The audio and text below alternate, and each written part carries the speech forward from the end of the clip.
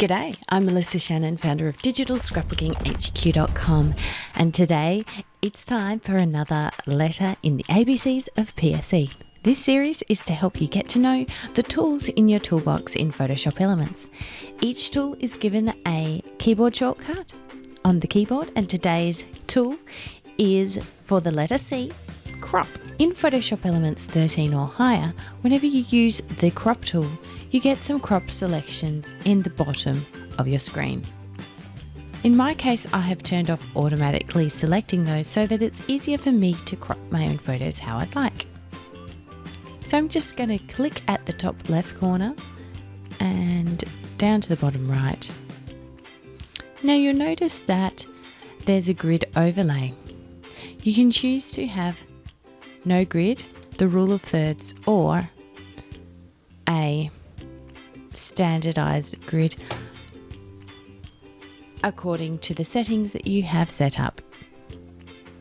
You can also choose the resolution of your crop image. By default, it remains the same as your original photograph. Let's check out the other options in the tool options bar. We've got some restriction options.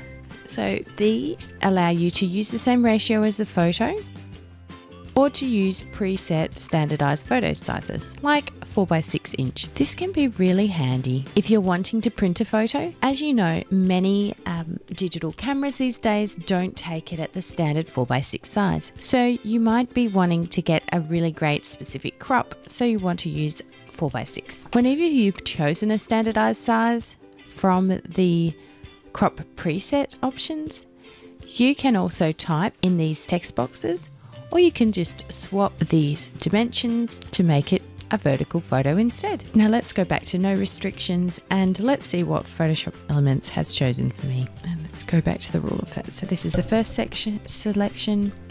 Not sure what that third one is, but it's generally pretty good. I like this one, but I'll move it slightly to get rid of Matthew's head there.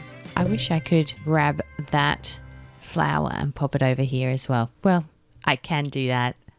I just won't be showing you how to do that in a video about the crop tool, but you can always check out my video about content aware move, which is coming up under the letter Q, to see how to do that. So when you're happy with how the crop looks, you can click the green check mark. And now it's cropped my image. I might just do a little sneaky bit of healing to get rid of that little part of his jumper, but I'll explain how to do that when we get to the letter J. So you probably noticed that there's two other options with the crop tool. There is the cookie cutter tool. You can use any of the shapes within Photoshop Elements. You can draw this shape on your photograph, and then it will crop your photo to the shape you selected. Now this is a destructive edit, so once you've done it, there's no way to go back except clicking undo.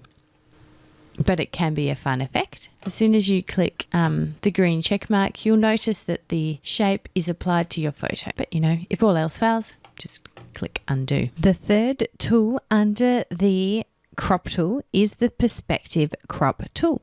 So the perspective crop tool comes in handy when you need to deal with some distortion that's happened, typically when you're taking a photo of a building or something else with vertical lines. So what we can do here is we can grab our perspective crop tool. So first we click and drag to select the general outline of the shape we want, and then we can adjust these corners to line up with the straight lines on our image. So for example, for me, I'm looking for the outside of these edge posts here, and I'm looking to go straight across that line of bricks here. Now, I think that is aligned pretty well. What I'm looking for is for these dotted lines to be parallel to any lines in my image. Now that I've got that all correct, I'm going to click and drag the center handles, and that won't distort my image at all. That will just add more space around because I want to include like this balcony and the actual roof, top of the roof there. When I'm happy with how everything's looking, I can click the green check mark to commit the current operation. And there we have it. My hotel is now straight, so you can see before, after. Now, this is a destructive edit, so that means it changes your pixels. So you want to save it as a new name. If there's any chance you might want that original one. But I think that looks much more straight up and down. Well, thank you so much for joining me for this video all about the crop tool. I hope it's been helpful for you. If it has, give me a thumbs up. Leave any questions or comments below, and don't forget to subscribe and click the bell icon so that you'll be notified of each video in the series. If you want to grab my free Photoshop Elements shortcut cards, you'll want to sign up at digiscraphq.com/abc, and then you'll also receive email notifications of new videos in the series. Thanks so much for watching, and if you'd like to learn more about digital scrapbooking or Photoshop Elements, head to digitalscrapbookinghq.com.